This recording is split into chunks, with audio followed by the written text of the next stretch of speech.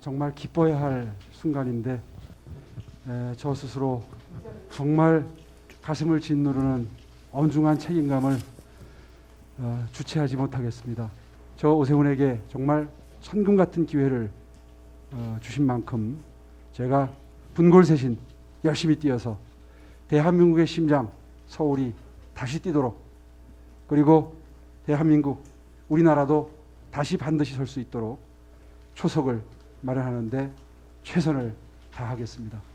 다시 한번 고개 숙여서 감사 인사 올립니다. 감사합니다.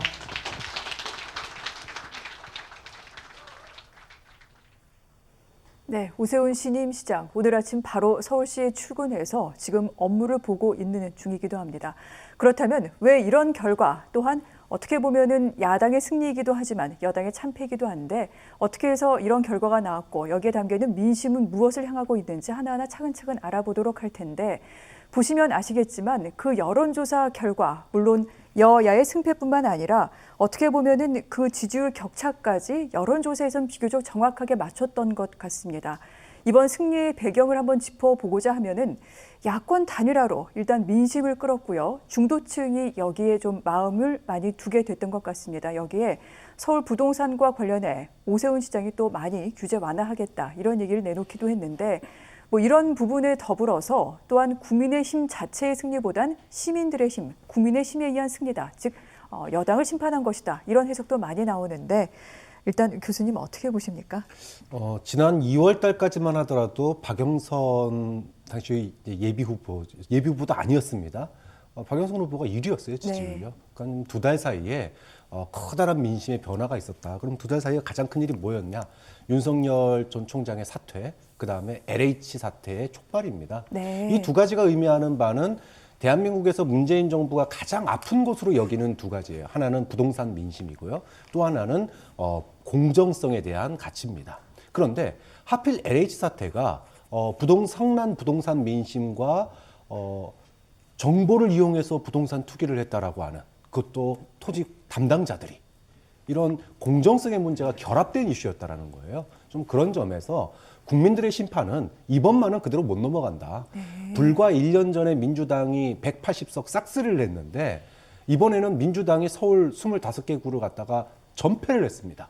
자, 그렇게 보면 이거는 국민의 심판이 거기에는 오후보의 도덕성이니 세대 간의 무슨 차이니 이념의 차이니 네. 중도층이니 이런 거 다 필요 없었어요. 그냥 그 정도로 국민들이 그동안에 쌓였던 부동산에 대한 정책에 대한 신뢰, 붕괴된 신뢰, 그 다음에 공정성에 대한 의문점, 이런 것들이 LH 사태로 촉발되면서 말 그대로 심판론에 바람이 불었다. 그렇게 볼 수 있을 것 같습니다. 그렇군요. 자, 오세훈 시장의 경우에는 사실 10년 동안 야권에서 낙선을 거듭했던 바 있습니다. 그렇기 때문에 10년 만에 부활이다, 이런 부제가 붙기도 하는데 오늘 서울시 신청사에 오 시장 첫 발을 내디뎠습니다. 바로 본인이 설립을 추진한 곳이기도 하고요. 오세훈 서울시장, 이제 야권에서는 다음 대선은 좀 어렵다 하더라도 그 다음 대선에서 유력한 주자가 되는 게 아니냐, 이런 얘기까지 나오고 있는데 이 부분까지 해서 평론가님 어떻게 보십니까? 네, 방금 박 교수님이 이제 정확하게 지적을 하셨는데 이번 4.7 재보선은 오세훈과 박형준을 뽑은 게 아니고 네. 문재인 정부한테 회초리를 든 것도 아니고요. 문재인 정부에게 돌을 던진 겁니다. 그러니까 회초리를 들었다는 얘기는 애정의 표현이 포함되어 있는 거거든요. 이번에는 애정이 없습니다. 그냥 돌을 던진 겁니다. 배신감 때문에, 절망감 때문에. 앞으로 이 부분을 집권당에서 간과하면은 내년에 어렵습니다. 1년 만에 이렇게 여론이 바뀔 수 있다는 것을 배워야 된다는 거죠. 사실 저도 이 정도일 줄 몰랐습니다. 네. 저도 당초에 우리가 정치를 보면 보통 서울시장 큰 선거는 한 3%에서 5% 안팎의 승부가 갈라지고, 아무리 이번에 재보선이라고 하더라도 그 안팎에서 결정된다고 생각했는데 15%나 되고, 투표율을 봐보세요. 투표율을. 재보선 투표율 이거 깜짝 놀랐습니다. 네. 이거는 분노한 민심이 돌 들고 놓은 거예요. 정말 다른 이번 선거의 핵심 쟁점이나 이슈나 이런 거 따질 대목이 아니에요. 자, 그런 면에서 앞으로 그러면은 당선된 오세훈 시장 쪽에서는 어떻게 될까? 내년에 집권당이 되면은 그 이후는 모색할 수가 있겠죠. 집권당이 되면 내년 3월 9일에 선거 있지 않습니까? 대통령 선거가. 그런데 오세훈 후보가 오세훈 시장 쪽에서 뭔가 잘해서 이긴 게 아니에요. 이걸 잘 짚어야 됩니다. 잘해서 이긴 게 아닙니다. 그러면은 앞으로 1년 동안에 오세훈 시장이 잘하면은 승산이 있는 거죠. 잘하기가 쉽지가 않습니다. 지금 상황에서는. 왜? 시간이 없어요. 네. 1년밖에 없습니다. 더더욱이 서울시 의회는 대부분 민주당입니다. 또 문재인 정부는 앞으로 1년 동안에 대대적인 국정 쇄신을 또 단행할 거예요. 자, 이런 상황에서 오늘의 오세훈 시장이 이번에는 어렵지만 다음에는 대통령 선거, 이거는 오바 중에 오바고요. 다음에 서울시장 당선될 수 있을지도 몰라요. 내년 6월에 지방선거 이거 합니다. 그것도 모르기 때문에 지금 상황 속에서는 오히려 국민의힘이나 오세훈 시장 쪽에서 이번 민심을 네. 우리가 잘해서가 아니라 저쪽에서 못해서 우리가 당선돼서 어부지리로 라고 하는 생각을 직시하지 않으면 야당도 성산이 없는 겁니다. 또 반대로 여당도 이번 기회를 통해서 앞으로 1년 동안에 정말로 민심의 무서움을 알고 전면적인 혁신을 1년도 짧은 시간이 아니거든요. 1년이라는 시간도 문 대통령이라든지 네. 마침 또 조금 전에 보니까 민주당도 완전히 지도부가 좀 사퇴한다고 그러는데 네. 진정성 있게 한다고 그러면 이제 시간이 있다고 봐요. 돌아갔던 민심이 다시 문재인 집으로 올 수가 있습니다. 네. 그러면 앞으로 1년이 사실 여야가 제대로 된 대통령 선거를 놓고 경쟁 구도가 형성될 수 있는 정말로 제대로 된 정치 시즌이 본격화될 것이다. 저는 이렇게 지금 예상을 하고 있습니다. 그렇군요. 그렇기 때문에 지금부터 양 당이 무엇 때문에 승리하고 패배했으며 어떻게 또 추슬러야 되는지 이런 점들이 상당히 중요한 것 같습니다. 민주당 얘기를 좀 해보도록 하겠습니다. 참패. 사실 이번은 야당의 승리가 아니라 여당의 참패다. 이런 헤드라인이 지금 많이 나왔습니다. 민주당 같은 경우에는 이번 서울시장 선거에서 내곡동 땅 의혹을 아주 집중적으로 제기를 했습니다. 그러면서 샤이 진부가 숨어있기 때문에 여론조사에서는 뒤지지만 결국은 자신들이 이길 것이다라고 얘기는 했습니다만 결국은 다 허상이 됐던 것 같습니다. 어떤 점에 민주당을 좀 주목을 해야 될까요? 한마디로 정권 심판에 거센 바람이 불었다라고 네. 해야 됩니다. 정권 심판. 보통 대통령의 임기 5년 차에는 정권 심판 바람이 불 수밖에 없습니다. 역대 정부 다 그랬습니다. 근데 문재인 정부는 예외일 수도 있다고 본 것이죠. 왜냐하면 비교적 지지율이 강고했고 네. 여권이 3분의 2 의석을 차지하고 있고 지방 정치도 거의 민주당 판입니다. 그래도 더 나아가서 문재인 대통령도 아무리 인기가 없어도 지지율 30% 이상이면은 굉장히 높은 겁니다. 30% 이상이면은. 자, 이런 상황 속에서 과연 정권 심판의 바람이 불까 했는데 진짜 불었어요.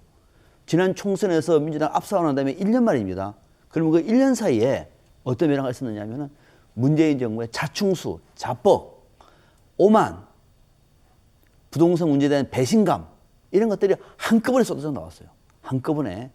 또 그 윤석열과 준비의 싸움 속에서 그 지루함, 방역으로 그나마 점수를 따놨는데 그 이후에 또 그 백신 접종과 관련해서 네. 국민들의 불만 이런 것들이 한꺼번에 쌓이다 보니까 기존에 있던 지지층은 이탈하고 비교적 기존의 지지층에서 좀 자유로웠던 20대, 30대의 청년들이 대거 투표장에 나와서 문재인 정부한테 아주 질타를 한 거거든요. 그러면은 지난 한 1년 사이에 문재인 정부에 대한 정권 심판론이 대대적으로 서울과 부산 양쪽에서 대대적으로 엄청난 바람을 일으킨 것이고 거기에 박영선과 부산에서 직격탄을 맞은 것이다. 김영춘 후보가 네. 직격탄을 맞은 것이다. 저는 이것이 옳다고 봅니다. 아, 그렇군요. 어떤 그 대후보의 문제가 아니었고 정권 심판의 결과였다. 지금 이렇게 말씀을 하셨고 이 부분에 대해서 민주당이 얼마나 자성을 해낼지 앞으로의 행보에 그 향방이 달려있는 것 같습니다. 여기서 또 궁금해하시는 분들도 계실 것 같습니다. 지금 이제 패자이죠. 박영선 전 장관, 박영선 후보는 사실 뭐 거물 정치인입니다.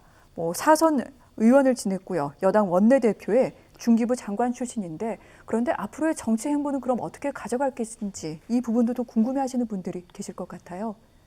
저는 뭐 박영선 후보가 선전했다고 생각해요. 네. 사실은 대통령 지지율보다 높게 나왔습니다. 그렇게 보면은 뭐 저는 선전했다 뭐 이렇게 봐야 돼요. 물론 네. 캠프를 꾸리면서 박 전 시장의 평가 문제 그런 부분들의 논란이 있었고 특히나 이제 피해 호소인이라고 했던 그런 관련된 의원들이 캠프에 있으면서 이런 부분들은 저는 박영선 후보가 실수한 부분이 있지만 그럼에도 불구하고 전반적으로는 LH 사태의 피해자다 이렇게 네. 평가할 수 있습니다. 근데 문제는 그럼 다음에 도전할 수 있느냐? 다음 선거가 이제 1년밖에 안 남았어요. 자, 그럼 다음에 도전할 수 있느냐? 그럼 1년 사이에 이번 선거를 지배했던 부동산 민심이나 공정에 대한 그런 이슈가 그럼 1년 안에 사라질 거냐라는 거예요. 자, 만약에 이번 선거처럼 네거티브와 과거 지향적인 과거에 저 사람과 비교하면 우리는 그나마 나은 거 아니냐라고 하는 그런 과거 지향적인 네. 정책과 이슈라면은 저는 박영선 후보가 다시 나와도 어렵다고 봐요. 그러니까 이번에 고생하셨는데 다음에 나올 때는 좀 더 미래 지향적이었으면 좋겠다. 아니면 저는 서울시장 후보가 굉장히 민주당이 미래를 지향할 수 있는 새로운 인물로 바뀌지 않으면은 이 구도화에서는 굉장히 어렵다고 보거든요. 좀 그런 점에서 박영선 후보가 이번 기회로 서울시의 뭔가의 부동산이나 공정 문제에 대한 새로운 아젠다를 제시하지 않는다라면은 네. 이번 정책 가지고는 다음 선거는 기대할 수 없다고 봅니다.